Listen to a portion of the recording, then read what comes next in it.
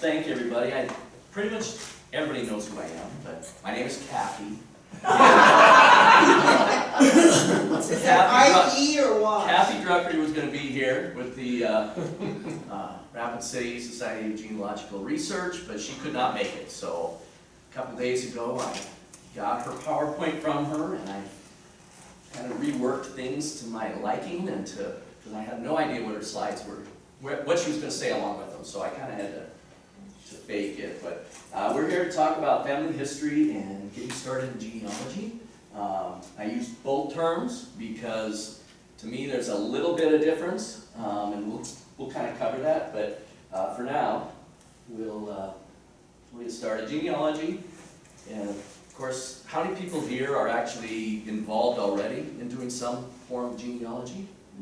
Most everybody in some fashion. So really a lot of this is going to be a refresher for most of you, but it's really for me interesting just to know where I come from and where my people, lived and how they lived and that sort of thing. What went on during their lifetimes, that's always interesting, if they lived during an era of upheaval or, excitement, that sort of thing. So that's fun for me because being a historian, and I have a degree in history, that's my background for the most part, and in research. I love historical research and can spend hours sitting upstairs at the library at the microfilm machine, so I'm that guy.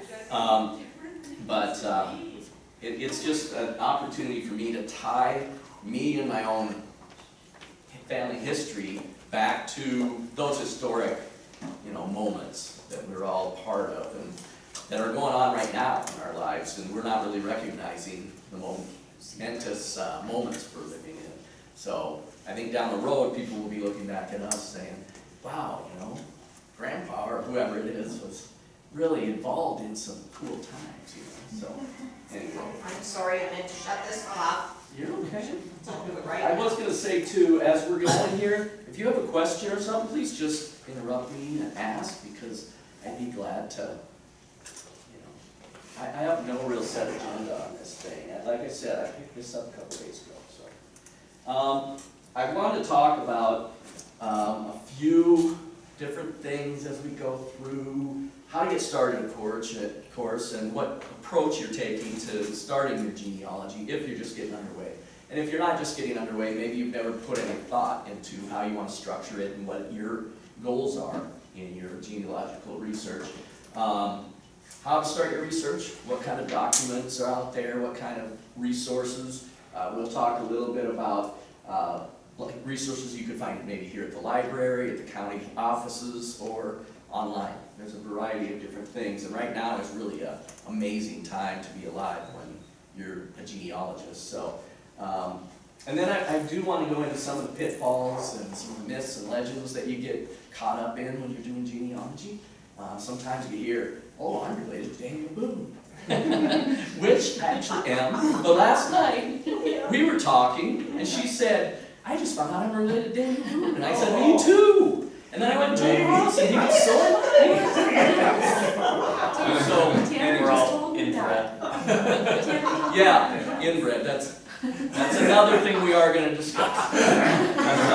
And then I do want to talk a little bit about what the benefits are of having a DNA profile done. Again, a few of you probably have had your DNA done. About half the room, okay?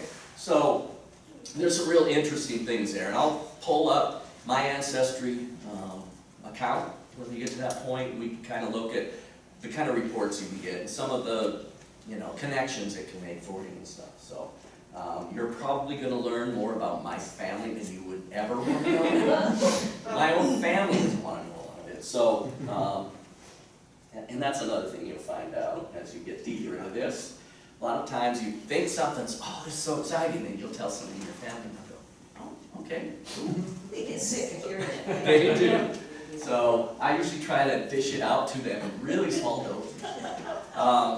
Anyway, if you think ahead on what it is you're doing in genealogy, you can really save yourself a lot of time, a lot of backtracking, that kind of stuff. And like I said earlier, to me, there's a little bit of difference between genealogy and family history. Technically, they're, kind of going down the same path. But to me, genealogy is more the structural study of your family, your parents, your grandparents, their parents, etc. Maybe their kids and their kids and that sort of thing. Finding out birth dates, death dates, burial places, that kind of thing. But family history incorporates that, but then builds a narrative on top of it. It's telling a story about who those people are and what they did in their lives, and maybe, where they traveled and those kind of things. So there's a lot of other pieces and elements that go along when you're kind of building a family history that I feel are a little bit off the course of genealogy per se. So again, maybe picking out what your goals are initially. Are you trying to build that family tree and trying to find all the dates and times, and then later go back and try to plug in details? That's kind of the approach I've taken over the years. After I kind of hit some dead ends and kind of hit some stopping points, then I go back and I start trying to research as much as I can about individuals and going through some newspapers and finding obituaries, those kind of things.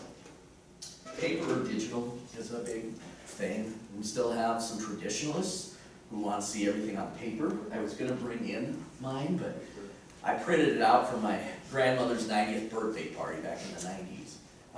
Just her family tree, not just the genealogy chart, going back and back. And I had 2 volumes this big in notebooks. So I encourage everybody, when you're starting, use paper, write it down. But as you get deeper into it, you're going to start finding that you need to plan for growth. Plan for your tree to suddenly explode on you. And part of that is because the whole thing grows exponentially on you. This is the other animation that I know I'm going to regret because it's going to take a while. You start with yourself. You're the first generation. But then you want to watch it grow. And your tree starts to grow from you, your parents, second generation. There's 2 parents, right? Third generation. Nope, for some reason. There. Now you've got your grandparents, and you have 4. But that's 4 different surnames, 4 different families. Don't think of it as 4 people. You're now researching 4 families and 4 different locations, and so it's growing. And your tree's starting to grow. And if you're keeping track, which I would recommend, especially in these first generations, keeping track of siblings and their kids and stuff, because a lot of them have research, a lot of them have photographs and stuff, and you can reach out to them if you find out who they are. As you get further back, it gets a little more difficult to bring those threads all the way back to the present time. But as you go, you'll see that the whole thing begins to grow. The whole thing starts to grow exponentially. You get double the number of people every generation. So by the time you're looking at your 7th great grandparents, in that one line, you have 528 7th great grandparents. One more generation. And you can see as the further back you get, the more and more it's going to go until you get 21st generation. 20 generations back from yourself, you have over 1 million people in that single line. That single line. So I think you can see why I say you want to digitize this thing. You don't want to keep writing on paper and adding forms and kind of taping things together so it spreads out, because, it's a mess, trust me. So again, you want to look at, do you want to keep it on paper or maybe paper copy? But by the time you start getting pretty deep into it, having some software in your computer is going to be your best friend. So you're going to be able to do a name search. You're going to be able to track individuals. You get back to your 15th great grandparent, and you type in their name and you pull them up. Sometimes they have 12 children, and you can't remember which one of those is your ancestor. So you have to start following their lines, let's say. So again, planning ahead is really important for that, because it allows you to identify by the way you type in their name and stuff. And we'll get into that, but you can identify which one is your ancestor of all of their 12 kids back in 1583 or whatever it was. So I've been very fortunate with my tree. I started researching when I was about 12 years old. My dad used to require it of his history class out here at the high school. He would require all his juniors to do either a family tree, or there was a book list you could read from and do some reports on some books. And a lot of kids, you said you did it for his class, and that's when you started doing yours too. I kind of got hooked in that because I'd watch him reading through everybody's family histories, and I started doing it when I was quite young. And over the years, I was able to put together, I had a notebook that I kept everything in, all my pedigree charts and all my family charts and all that stuff. And in the mid-90s, I finally walked into the genealogical office at the Mormon church in town, the LDS church over by Canyon Lake there. And they had a computerized system where you could type in a name and it would tell you which film to go and break crap out of the cabinet and put it in the reader. And I thought, okay, I've got back to back into the colonial times with a couple of branches, and I was able to say, okay, which person should I type in? Where do I want to start? So my first day in there was a gentleman who was the deputy governor of Massachusetts Bay Colony. That was one of my ancestors. His name was Francis Willoughby. And I thought, well, I'll start with him. He's probably the most distinguished, well-known person. Typed in his name, and up came a thing, put in the film, and his whole genealogy was done. And I sat there, I went in, they said it was the only time they ever saw that somebody typed in one name, and then came in week after week after week for several weeks just printing and printing and printing. And I took it home and I got software because I knew I'm in trouble at this point. And I started typing in names at night, I'd type in all that stuff I printed. And I still have all the printed stuff in a file cabinet. I probably should just recycle that at some point now. But I was able to get back a lot of generations because his dad was Sir so-and-so, and then you go back a few more generations and you start getting into the higher nobility. And once you get into that, it's all networked. And we're all related in that somewhere. There was an article I read called the Inbred Descendants of Charlemagne, I think is what it was called. It was from the early 1900s, and Charlemagne apparently had so many concubines and wives and stuff that he had all these kids. And they became the leaders of all these different portions of Europe that he ruled. And their families started marrying into each other, and it became this whole rush of gene. You had that happen? I say that's We're my in there. excuse Oh, for yeah. why I'm Oh, yeah. We're all inbred. If you go back, let me go back here. When you get to 1 million people in a single line, there's probably not 1 million individuals. Because you're through that whole system, your lines are going to sometimes come back together. I'm not saying that, first cousins, although that does happen, and I've seen it in my tree. But you get 200-300 years apart, and people are related by 5th, 6th cousins, and they get married, and they don't even know they're related, that kind of thing. So there are times that you'll have that happening in your tree, and you're not going to have that 1 million individuals at that level. You'll have probably, a portion of that, but it's still a lot volume-wise. So, okay, so you'd want to start with your own records. What do you have available to you? Is there a family Bible? Do you have birth certificates, death records? Do you have etchings from a gravestone or photographs of your grandparents, headstones, that sort of thing? Do you have old family photos and newspaper clippings? Anything like that you can start gleaning information from. Start with yourself, go to your parents, go to your grandparents, and just start working your way back. You've all mostly begun your trees, so I'm assuming you've all done those steps. The place you store that, and I swiped this off the National Genealogical Society page. I want to give credit where it's due. This is your pedigree chart. And there's two basic charts that you start with. The pedigree chart where you list the name, the dates, the places, that sort of thing. Birth, death, locations, burial, so on. It's real straightforward.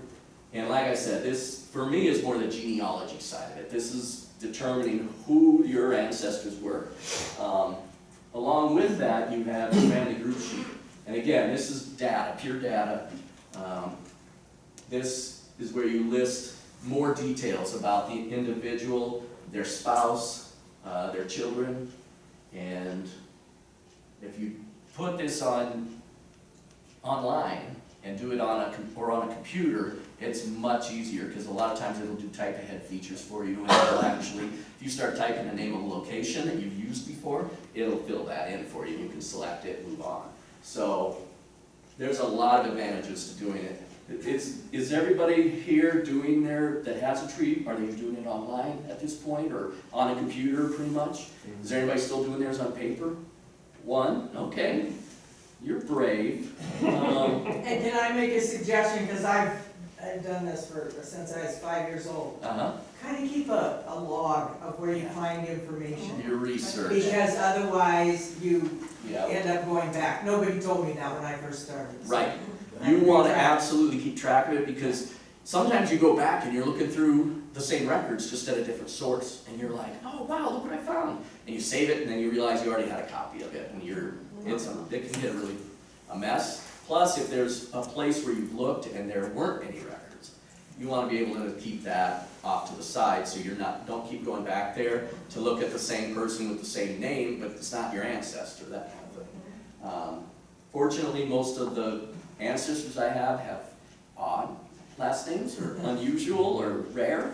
Rambow being, and but some of the people that have Jones and Smith and Johnson and those kind of things in their family, it is difficult, and you really have to be careful about the details. Make sure that you don't just believe what you see because it's a record online. Not all of them are accurate.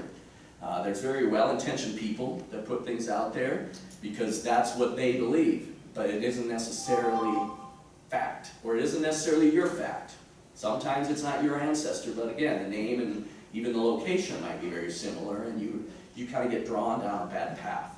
So again, make sure you prove things. Don't just accept information that's online or in a book, unless use that as a guide. Use that as a jumping off point and say, okay, we have John Jones over here that lived in the right community at the right time period. Let me see if I can find other records to verify that that is the right John Jones. Hopefully you don't have people named John Jones, because that could be a nightmare. Again, having studied, as a trained historian in college, took historiography class. You probably took that, didn't you? You didn't have to take that? It's all about how to do research and how to document, what you're learning and all that sort of thing. And you have to have 2, hopefully 3 sources for everything you do. And that's what, is recommended here too. Make sure that you're looking for reliable documentation. First person or primary sources. A primary source is one that happened at the event. So a birth certificate or a death certificate, those kind of things. Those are primary sources. A census record is a primary source. If you see a newspaper article that was written about somebody a couple of years after, that's no longer a primary source. Now you're dealing with people's memories, and you're dealing with maybe rumor about what happened in their life, that kind of thing. So again, you want to make sure you're looking for those primary sources. If you see a secondary source that's really intriguing, I would use that as a guide again. If you say, the newspapers once said this, go back and find that newspaper and see what they really said and what their source was for the information. So, it's a great jumping off point. Everything you see online, it's great information. I'm going to show you a couple examples, again, from my family where there was some information that didn't prove to be as reliable as it should have been.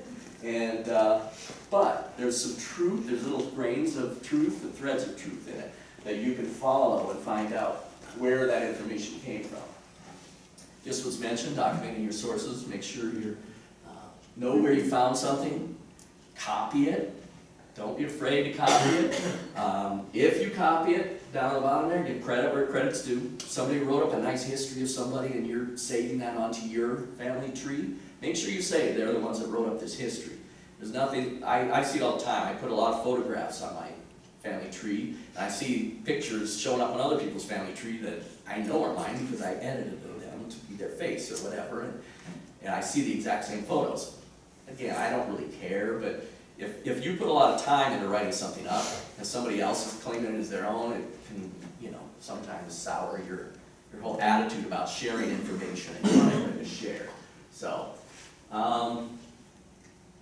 yeah, that kind of goes into some of the stuff we've already discussed about, recording where you find the information so you can go back to it. A lot of the traditional sources, you can come here to the library. I have the newspapers upstairs. They have some printed family histories up there that you can dig through.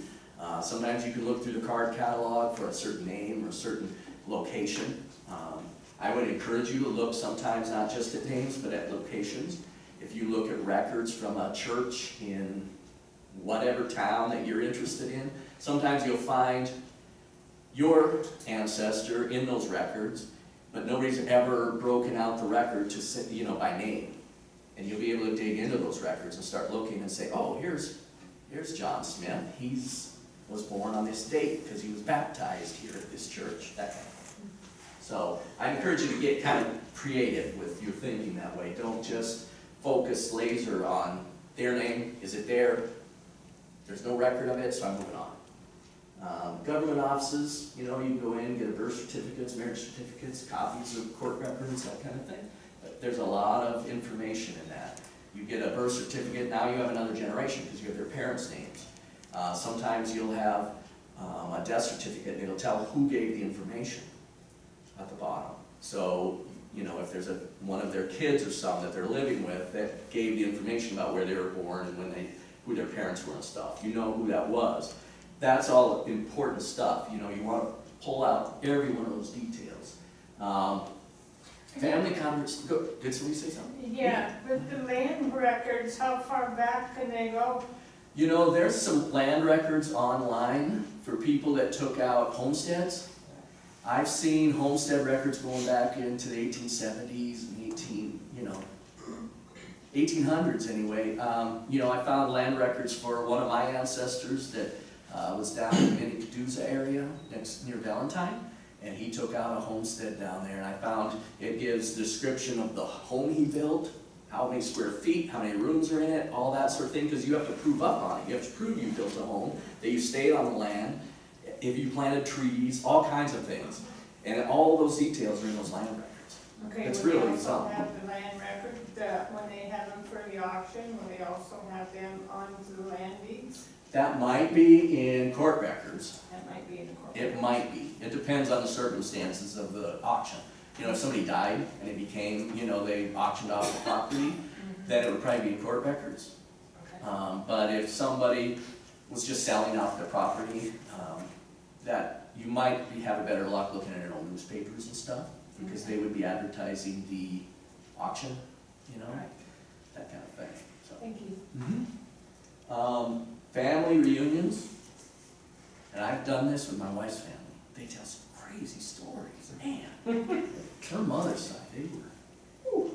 And I take a recorder in the room when they're all sitting and talking, and I'll plant questions. So, who was it that was the first one to live in Longmont, or something? And they'll be like, well, that was so and so. Remember when he moved down there and he chased so and so with a shotgun? And her goodness. On her mother's side, it's crazy. I'm glad she's not here. So she, I record her family, and then I go back and I glean all that information out. And I kind of write up stories. I don't share them publicly. I keep them in my records so that I have those stories about those individuals. Again, that's the family history side of it. You want to glean all that information, but family reunions are great for that. Put on a name tag that says who you are and whose kid you are, so that people will come up and say, "Oh, hey, your dad and I are cousins. I remember this one time," and there you go. They're off to story time. So it's like standing with David Super. You get a story a minute. So. I love it. He's the best. Again, asking those targeted questions. Going into it, saying, what is the origin? When did your family first come over? To Ellis Island. Well, A lot of times they don't know, but they're gonna say, you know what, I heard once that so-and-so came, and then they got sick, so they got sent back, and, you know, they'll start telling those stories. Even if they don't know what date, the exact date was or time, you know. They will know something, and it's good to have that information, because that's, again, those are all kernels of truth that you can take, and you can build a story out of it. And then, write letters. I know that's old school, but a lot of people that you're writing to might be older and they might not have email. Obviously, it's much easier if you do have email and you can email people. You get a quicker return on your information, that kind of stuff as well. As But long as they got a computer. as long as they have a computer, I know.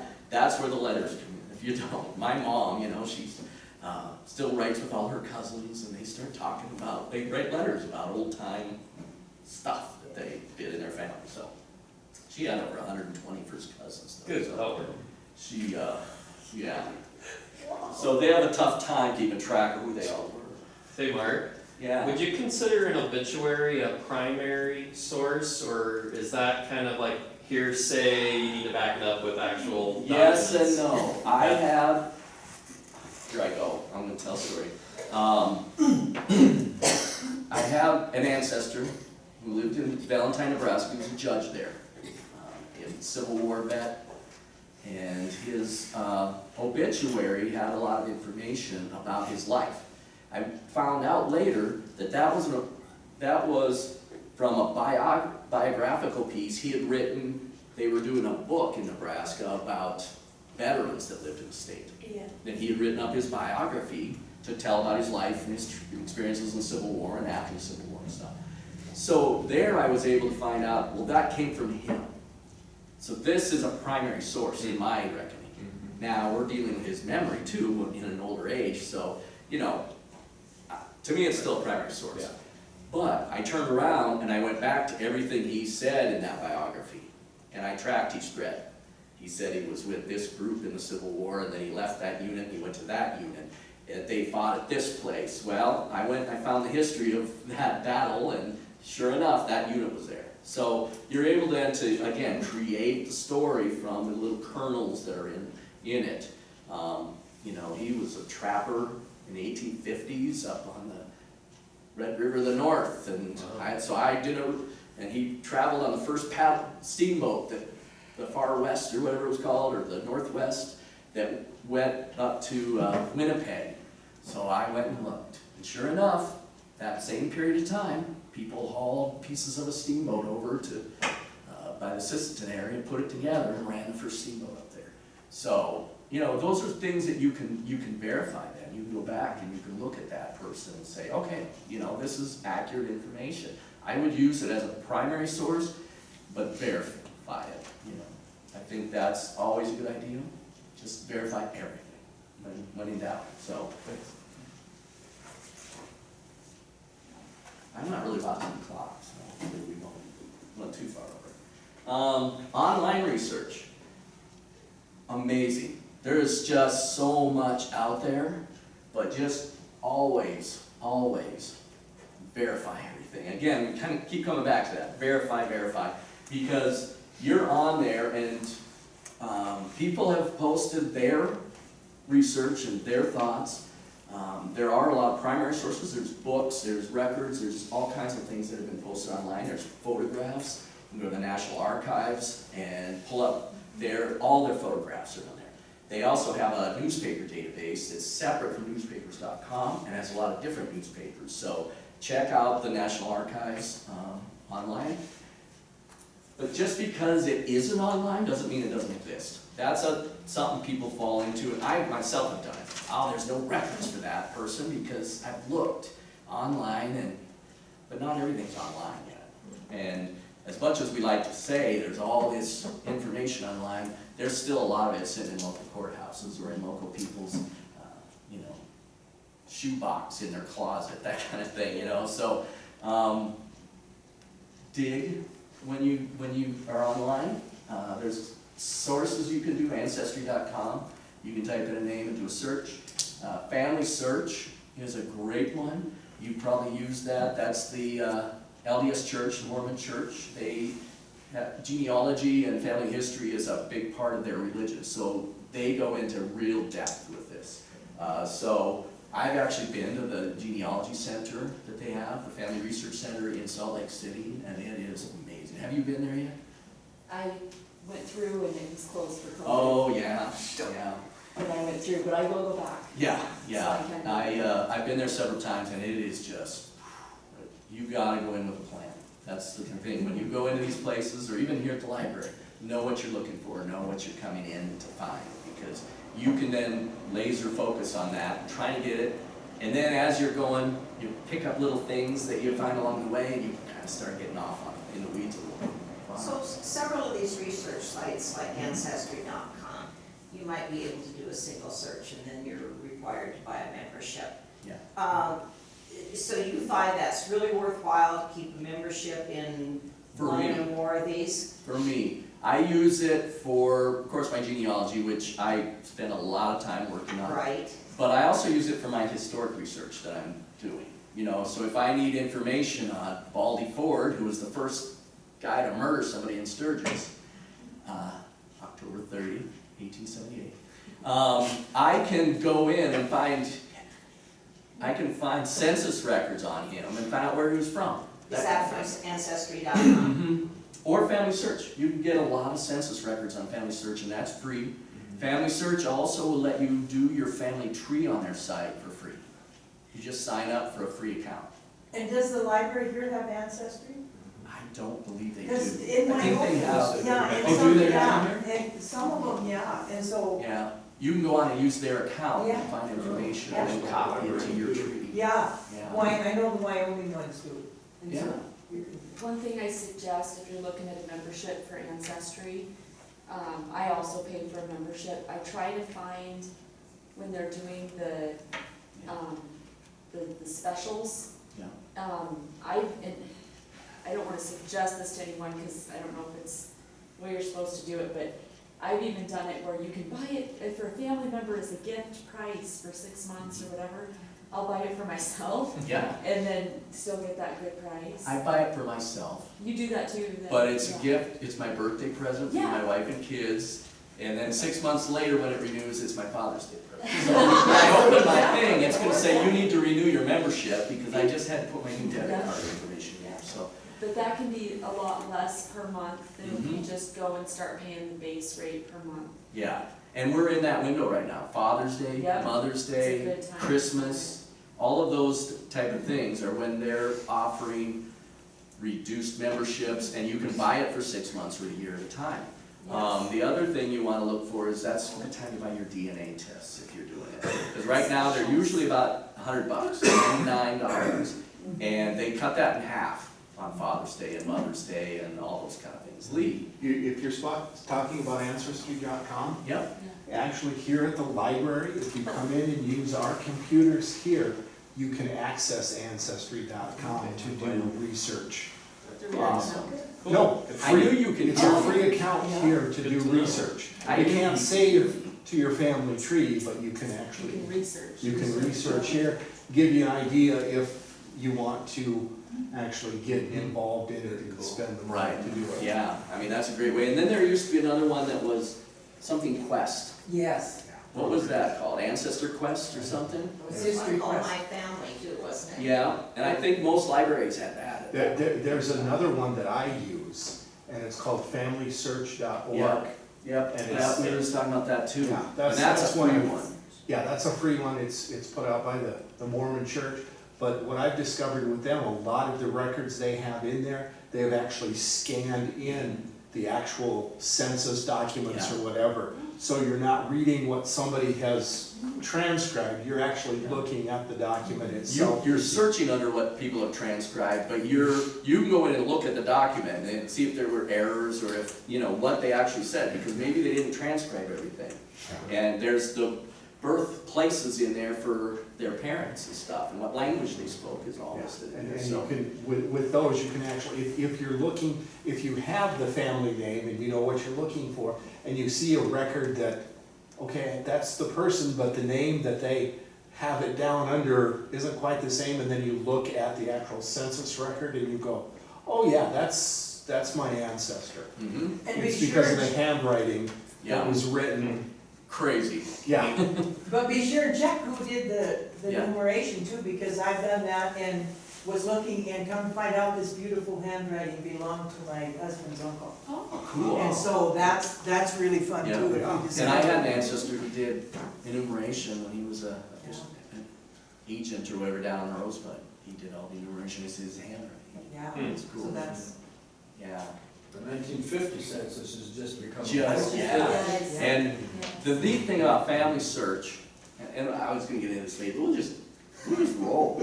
I can skip that slide. Family Search allows you to become one of their transcriptionists. Yeah. You can volunteer to go on, and I've done it. I don't know if you've ever done it, No. but you can go on there and it'll bring up records and census records or ship manifests or whatever that they need transcribed. And you go in and you're the transcriptionist, you're typing in and it gives you the boxes, first name, last name, of the information they want off that form. And then you hit next and you take the next name and then their starting point and where they debarked, on the ship and, that kind of thing. So you can go in and become one of their transcriptionists. And if you see mistakes in other people's, you can report them and say, I think it should say this, and they'll fix it. Or put it as an alternative, so. Yeah, Family Search is really neat. I like Family Search a lot. Full3 and Newspapers.com used to be separate things, and now they're both owned by Ancestry. So I have the combo package that I got when I did my Ancestry membership. I have Full3 and Newspapers.com, and now they've also bought Find a Grave. They bought that as well, That's free though. but it's still free, yeah. Full3 and Newspapers were both already subscription sites. So under Ancestry, you can also access those. Full3 is mostly military records, and there's images of them. So you can go in there and see your ancestors' Civil War pay vouchers and stuff, which is amazing.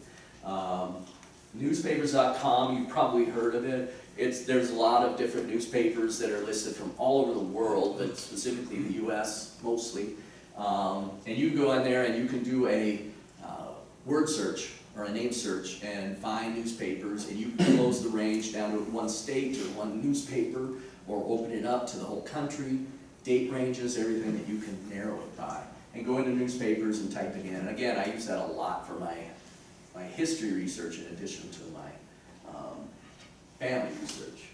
National Archives has an amazing site. They have a site that's about almost as big as newspapers.com, that they did a national move. You could apply, each state could apply to have certain newspapers put online, and the National Archives would send them the money and the equipment to do it. And South Dakota had certain newspapers, none of our newspapers, but you can go on there and see those newspapers as well, and that's all free on that one. Yeah. So you've been able to find things on the National Archives that you haven't been able to find on the newspaper? Yeah, there's different newspapers on there at times. Some of them are the same, but there are different newspapers, yeah. Yeah. and they kept letters if anybody ever wrote to them, because when I first started doing and got hooked on doing online, and I got a letter that was written by my husband's, another great uncle that was killed in Valentine, or by Springview, and it was written in 1879 in his handwriting. So, those kinds of things. Yeah. Cool. The archives is really something. I mean, Yeah. the depth of theirs. And then there's also, you can go through their database, there's things that aren't online yet, but they have it in their files and their records, and you can request that they send you copies of things. So it's a great resource. I think just start there, when you dig through theirs, it's all free. So and then think outside the box, not the obvious things, but there's online books, Google Books.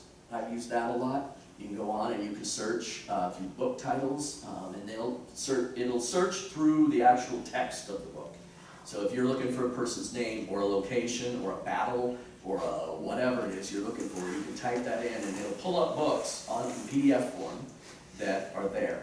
Some of them only show you snippets and you have to order the book, but a lot of them are free, and you can pull up the free PDF of it and read the book. So Was that History Quest that used to be on? I think it was History Quest, and one of the books that was out of this area was called The History of Montana. It's 2,000 pages. And they had so much Rock Hills history and Yeah. names and, it was a first account written. Well, a lot of those earliest pioneers that Yes. came in were from Montana. They came from the gold Yeah. rush up there, straight down here, because they were the first on the scene, closest, you know, so. It was a wonderful resource. Yeah. Google searches, especially strategic ones, if you use your Boolean Logic, does everybody know about Boolean Logic? Nobody knows that term, do they? He knows, I know you do, and Lee probably knows that term.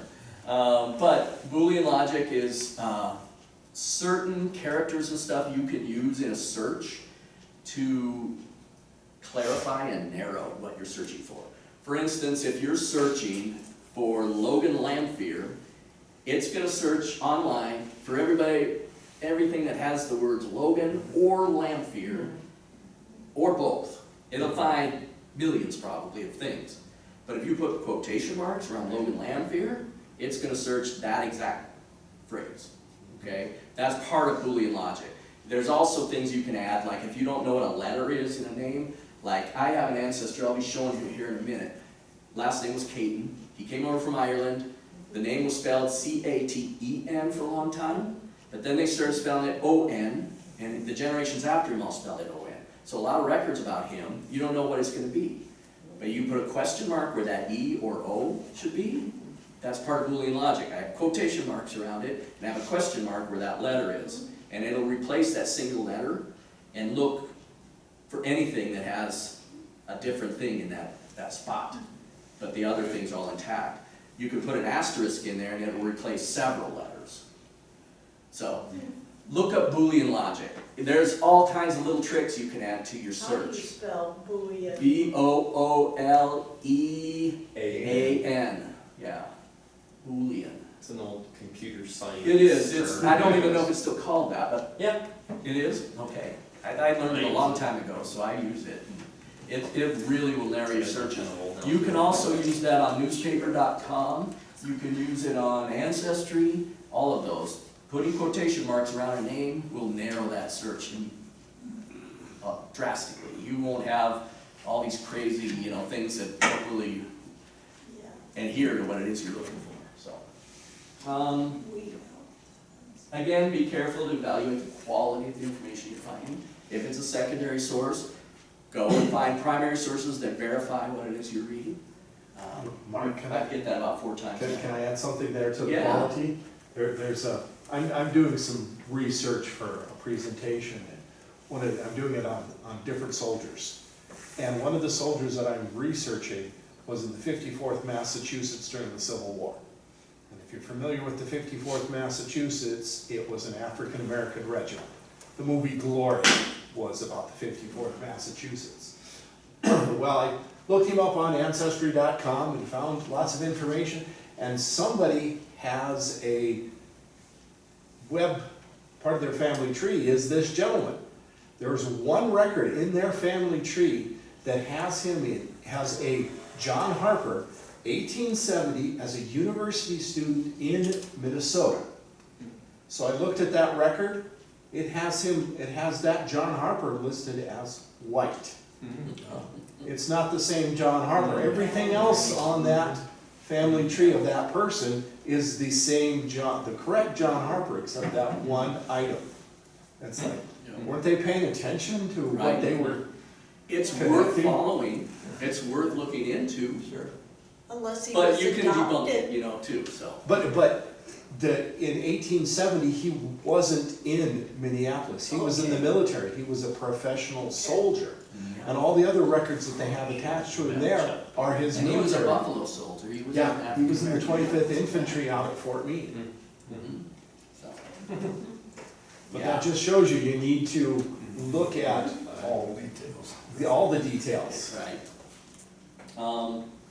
Again, we kind of talked about some of the ancestry and some of the records you can look for. I get talking and I skip past some of my slides. Yeah, you start with your family group sheet. That's the one that lists the parents and then the kids and stuff. Online it's very good. That'll be your best friend.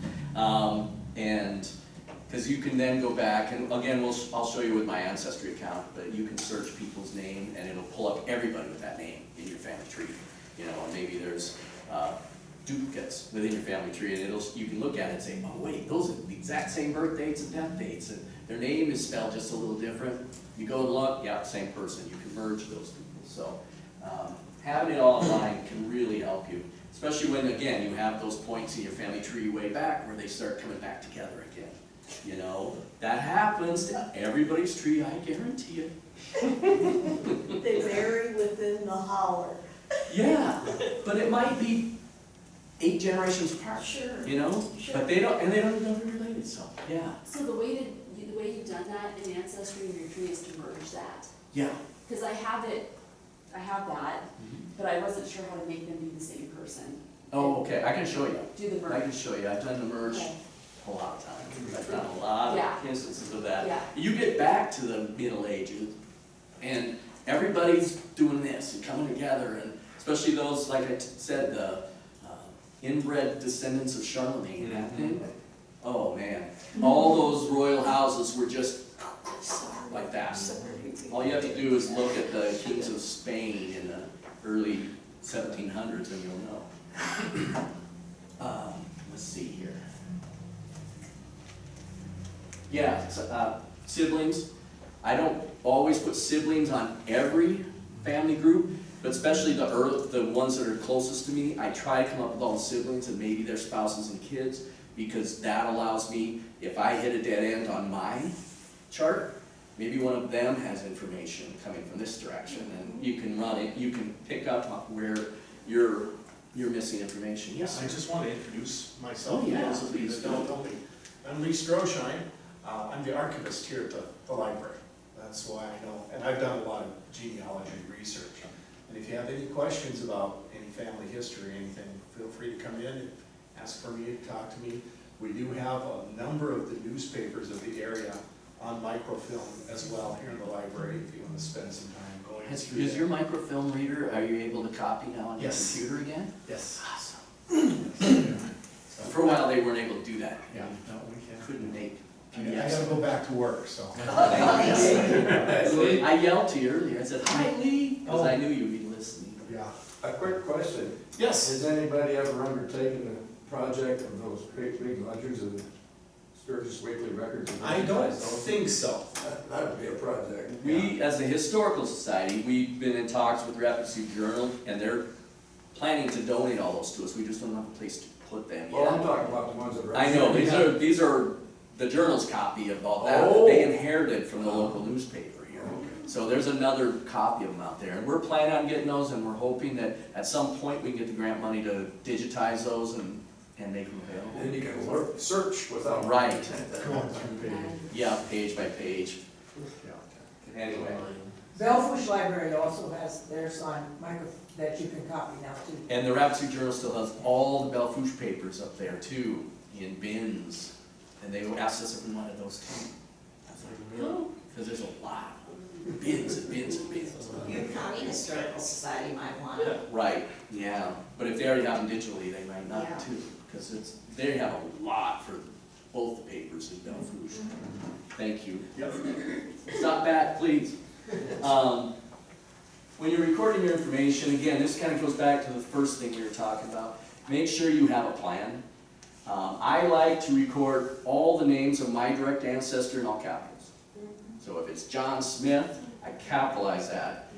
His kids are all going to be, just the capital initials, the lowercase, except for the one that I'm related to. That's going to be capitalized. So then when you're 8 generations down the line and you get lost, you can make your way back again through your tree by finding the person you're directly related to. And there are times, again, way back, when it goes like this, you'll look down the line and there's 2 or 3 that are capitalized. And you know that you're related multiple ways. Yes, What about a person who was known by their middle name? that happens a lot. And those damn Victorians, I hate them. I have an uncle, he was always Uncle Simon, his Yeah. real name was Anthony Cyrus. Yeah, I would put Anthony Cyrus on there, and maybe quotation mark Cy behind his name.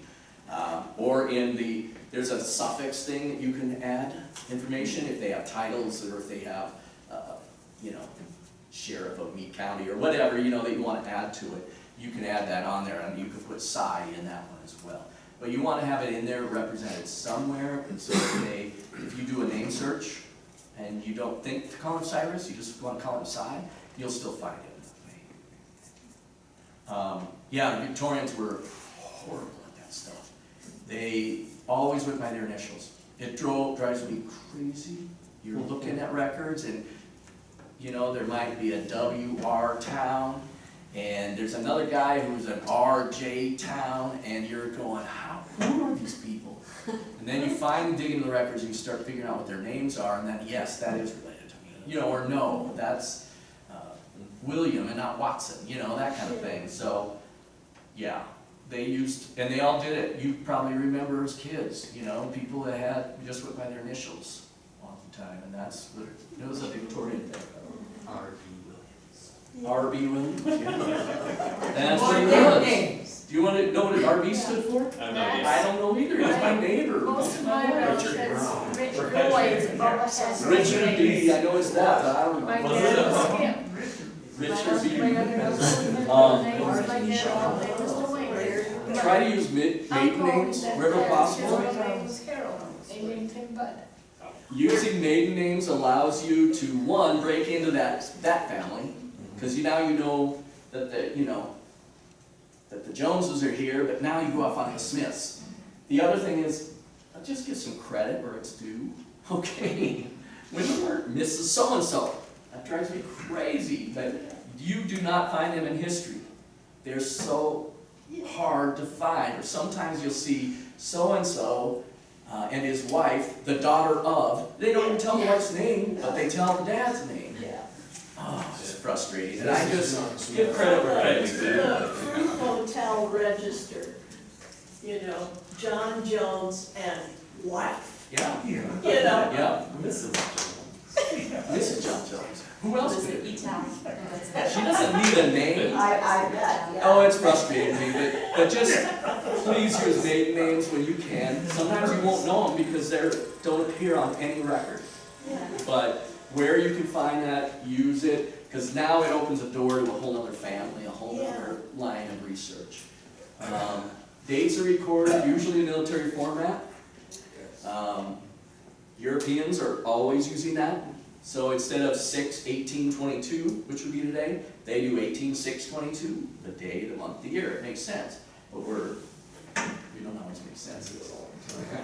So again, use the military format. That's what it defaults to. I know on Ancestry.com and family search and stuff, it defaults back to that. You start typing a name or a date, you type in November 15th, 1905. It's gonna switch it on you and suggest 19/11/05 or whatever. It'll switch it on you, or NOV for November. It'll give you a consistent thing. But make sure you're consistent with what you're doing. Okay, start from the beginning. I just started a couple of years ago, I decided to start doing the capital letter thing for that, and I'm still going back and following lines in my tree, changing it, and it's a lot of work when you have almost 30,000 people in your family tree. Mark, do you use Ancestral Quest?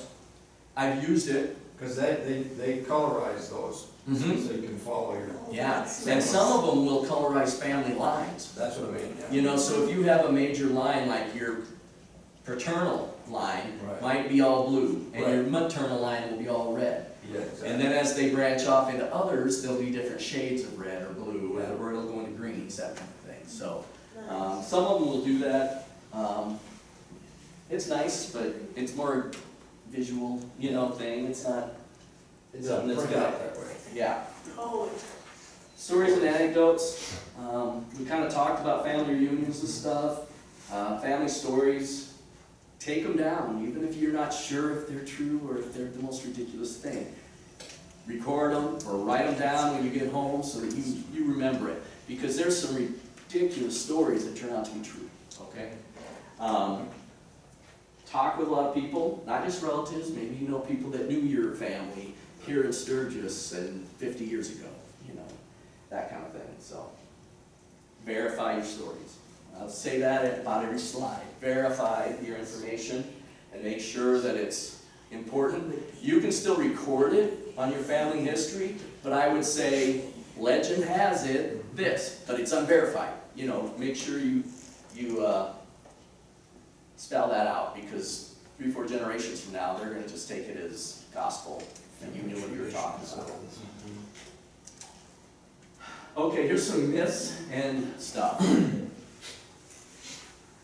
How many people here were told that their family name was changed to Ellis Island? Nobody? That's a big one. Oh, you were told that? It didn't happen. Ellis Island took the names that were on the manifest of people, and they had interpreters standing there that would interpret each language, and they copied them down exactly as they were on the manifest. So if it got changed, it was your ancestor who decided to spell it different before they got on the ship. Because they're in their home country, they know how to spell the Czech name or whatever it is when they start their journey. And maybe they decided, I'm going to simplify that name before I get there. Or maybe they simplified it after they got here, is probably more the case. But government officials, I know people love that government officials are changing people's names. That didn't happen. So. But what I heard is if they had to wait in line too long, then that's when the ancestors changed them. So like if it was gonna be, and it was taking too long, then they became Smith and Jones and Williams and whatever, because they could go faster. Oh, the people changed The them. people Yeah. changed them. They didn't, it wasn't the officials though. Yeah. They took their names, they were very efficient. They took every detail. They described the people, how tall and how much they weighed, and if they looked, you know, swarthy, all kinds of things that they wrote about people. It was crazy, the detail they put down. People say our name's spelled different, we can't be related. There was no uniform spelling in the world until we started doing it in this country in about the mid to late 1800s. Until then, there was no uniform spelling. Oh, shut up, watch. My watch is spying on me. It's the government. It's the government. It heard Ellis Island and it picked up on Right. it. But you know, I've looked at records. Well, I mentioned earlier, the deputy governor of Massachusetts Bay Colony, Francis Willoughby, his dad's name. Francis Willoughby, I've seen a document of his. His name is spelled 3 different ways in the document. Because it was all spelled phonetically. People will say, oh, where's Smythe with an E or not an E? Doesn't matter. It does for the last 150 years, but before that, there was no uniform. I have an ancestor whose last name was Spiva or Spivey. We don't know. So do I. So do you? God, we Yeah. are related. In Missouri? In Missouri? Yeah. Yeah. So you might. I find records for the same Yeah. person, and in one it's S-P-I-V-A, another it's S-P-I-V-Y, and Yeah. another it's S-P-I-V-E-Y, right? My grandma's a spider. Oh, wow. God, this is scary. Oh. Well, we're gonna talk. Yeah. Spider. So, you don't, I mean, if you find somebody, we're famous for doing our family. We're Rambow with a W, Yes. not the way that movie spells it. Well, we do have records showing it had a W when they came from Germany, but who knows what other people coming from Germany might have done. They might have dropped it, you know? They may be related, they may not. Don't just get those kind of things so ingrained that you're not willing to look at options and possibilities. Because spelling was not uniform. And it was phonetic, and it was also a lot of people at that time who didn't know how to spell their name. They spelled it the way they were told to spell it, or somebody would write it down for them. So, and then they would look at it and say, oh, I guess that's how my name is spelled. So, descending from a Cherokee princess. Does anybody have a Native American princess? Cherokee. Pocahontas. Oh, yeah, Pocahontas, yeah, that's my wife's too. There were no Cherokee princesses. It wasn't a thing. Again, those damn Victorians. It became popular at that time for Victorians to show Native American lineage because they wanted to be able to show that their family really had deep roots here. They used Cherokee usually because it was considered one of the civilized nations. So there's a little racial element going on there. My own family, it was a Cherokee princess, or not a Cherokee princess, a Chippewa princess. So, because they were from more up in that New England, Canada area, so theirs was Chippewa princess. But We have zero Native American in my DNA. Well, my wife and kids do, but I don't. So, that one, there was no such thing. Native Americans didn't have a hierarchy that included kings and princesses and stuff. Courthouse burned records are gone. That's a good one, but did happen. There were times in World War 1812 and stuff where courthouses were burned. It doesn't mean the records don't exist anymore. They might exist in another format, through another source. Keep looking. Don't just say, the courthouse is gone, no records. I'm dead on that line. You know, keep looking. It's probably there somewhere. Family crests. Oh. You'll get in just barraged with that stuff. When you get online, they contact you, don't they? And they say, hey, we found your family crest. Family crests were assigned to an individual. They weren't inherited by families in the way that we like to think they were. It could be invested in a family if it was a hereditary title, but it only went to that oldest son or whoever inherited the title. They got to keep the crest. And usually they changed it a little for each generation. So if they say that they have a family castle or a family crest, it's probably just wishful thinking. Again, it's the Victorians trying to be, I told you, I don't like them. 3 brothers that came to America. One went north, one went south, and one disappeared in the west. Everybody's got that story, don't you? And it's not true. And it's not true. Now, that's not to say there weren't families that came together and stuff, but it is a thing you hear. 3 brothers came, they all went different directions and didn't keep in touch. And that's how they explain why the same name exists in so many different places. But Americans were just wanderers. They got places, okay? Ancestor was on George Washington's staff. Everybody's got that one too. I've got one, and I'll show you in a minute. But, yeah. George Washington's staff didn't have thousands of people on it. And everybody seems to have an ancestor on George Washington's staff. So, that one is something, again, if you hear it, dig deeper and try to find out. Or that George Washington left them this item, that kind of thing. But they stayed at their house. Yeah, they stayed at their house. Everybody. He stayed at everybody's house in America. It was amazing.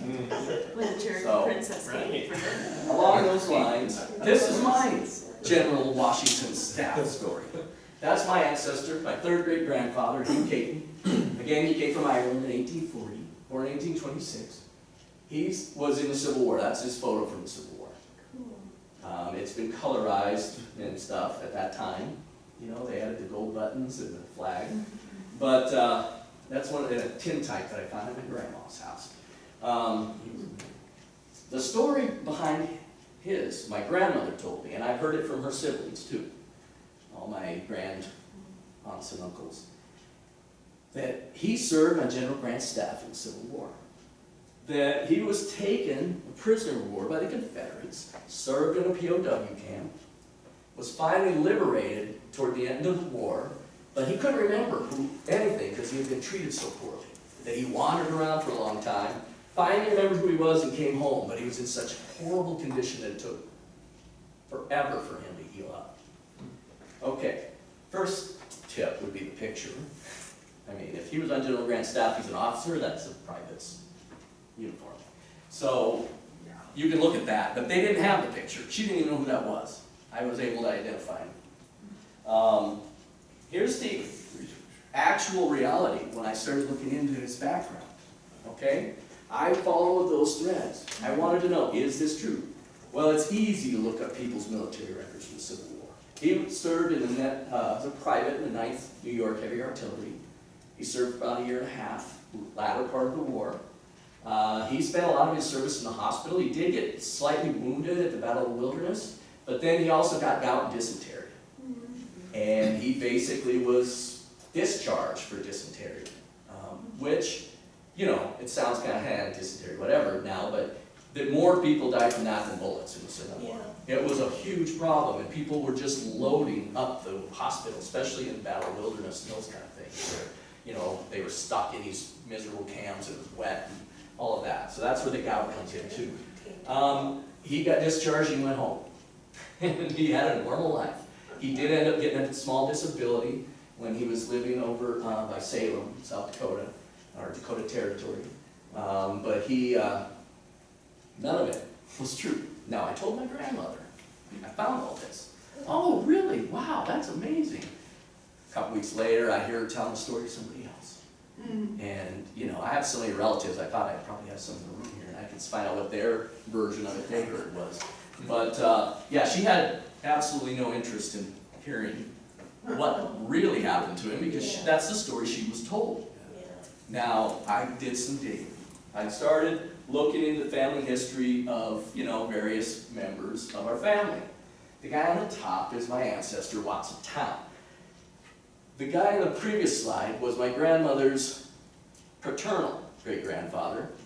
That's his maternal grandfather. He served in a unit, was nicknamed McClellan's Dragoons, right in the beginning of the war. McClellan was the commander of the Army of the Potomac at the time.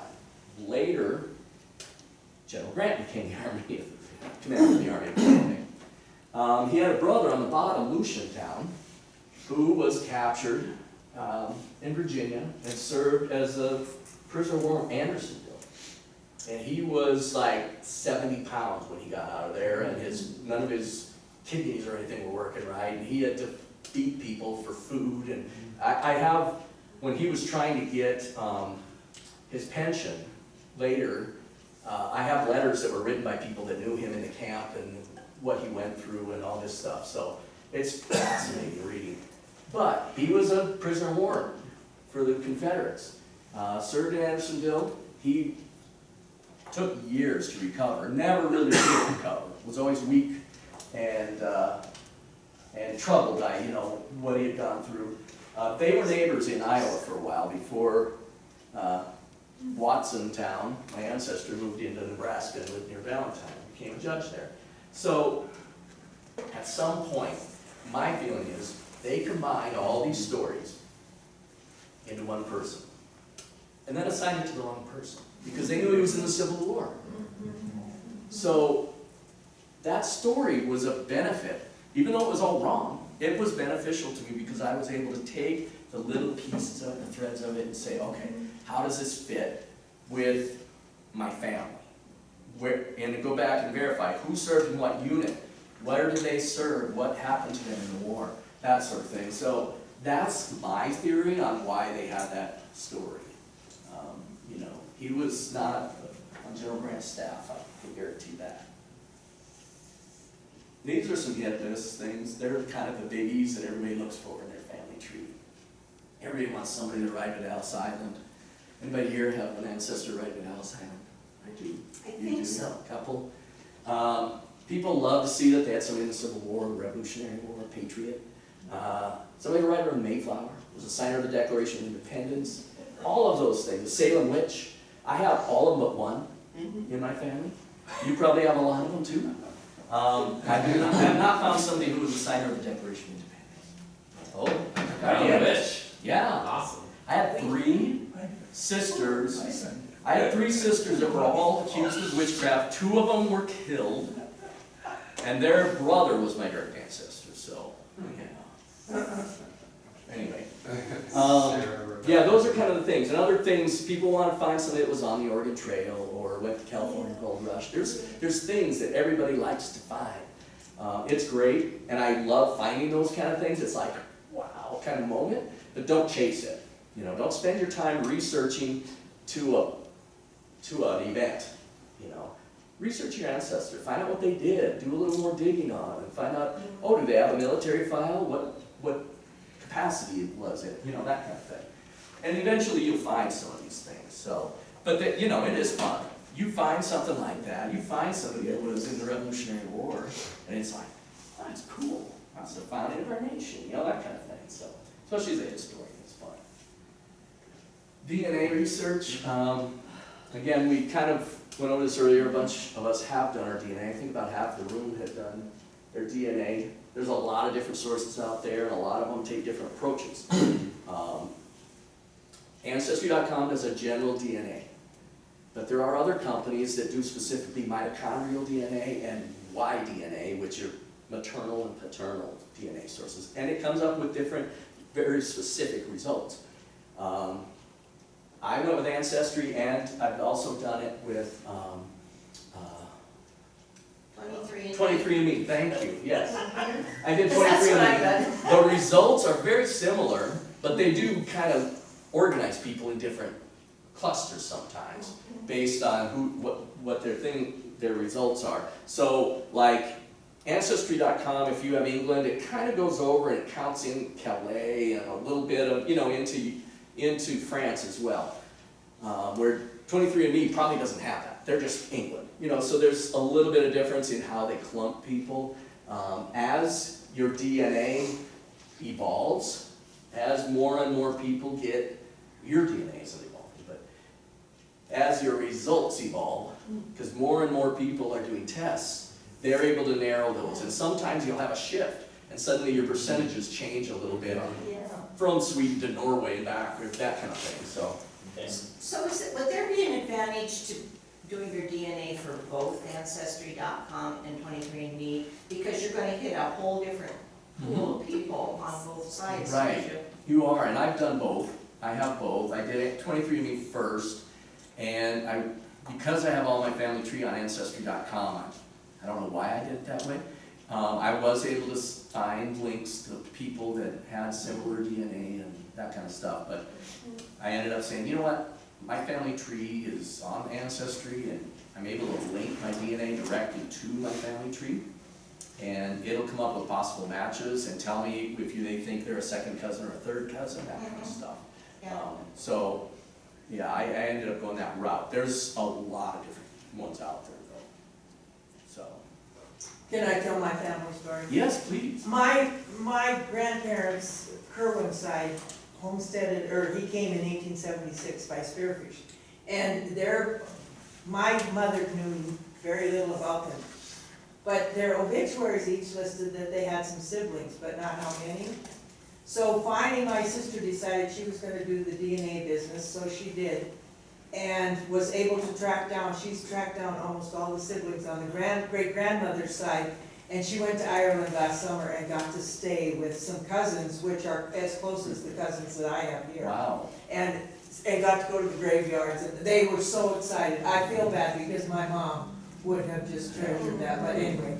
It's fascinating. Yeah. There are people who know how to really pinpoint it. I mean, there's researchers that'll go in and do DNA genealogies on people where they're looking at specific traits and specific groups and that kind of stuff, and they'll clump people if you don't know an ancestor, or maybe people were adopted. That happened a lot, where people had adoption in their family and they don't know who their actual, biological family is. Well, this came about because then she contacted one of the cousins who I had met, and they had an old family album that is generations old, which were pictures of all these people. And so then now we've got that album back because that ancestor doesn't have any descendants and we have a lot. So anyway, but that's how they started picking, this one. And we have a record that we thought was when the grandmother came to America. It wasn't, it was her sister.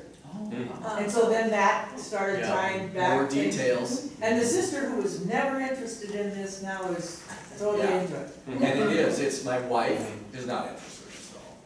But we got her DNA done, and she loves looking at that and saying, well, who's that? It says it's my second cousin, I don't know them. Maybe you should reach out to them, My kids love it, and they're not, my son's interested in genealogy with my daughter, not at all. But they love looking at their DNA. They love looking at their groups and what percentages and stuff, and then I pull up, and I'll show you when I get to it if you guys haven't seen it. Most of you have probably seen it before.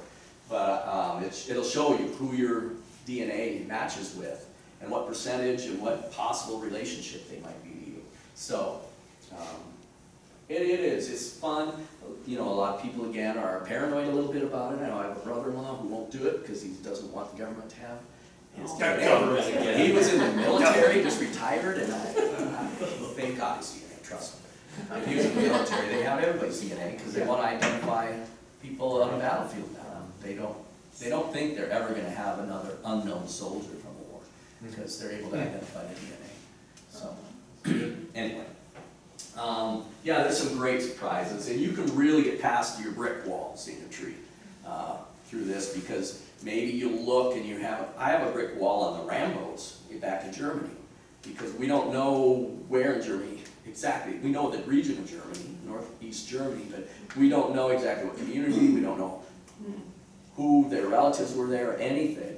Well, now I'm able to go in there and look and see if anybody in that area of Germany is a relative, and how distant a relative, because I'm able to say, okay, it was 3 generations back, and then forward again, and, you know, that kind of thing. So there's some neat stuff, but it takes some brain work too. Yeah, we're gonna look at that in a minute, so. Yeah, we're gonna take a deep look at these, so. I'll just say, again, this is on here because Kathy Druckery was gonna do the presentation. I appreciate that she was gonna do that. Unfortunately, she wasn't able to, so here we are. But they do have membership for the Genealogical Society, and they meet in Rapid City. And they talk about research methods, they talk about problems people are having, and brick walls they're hitting, that kind of stuff. So, and they bring in presenters and speakers. They do a gathering every fall where they bring in professional genealogists and stuff to do presentations. So it's something you might want to look into.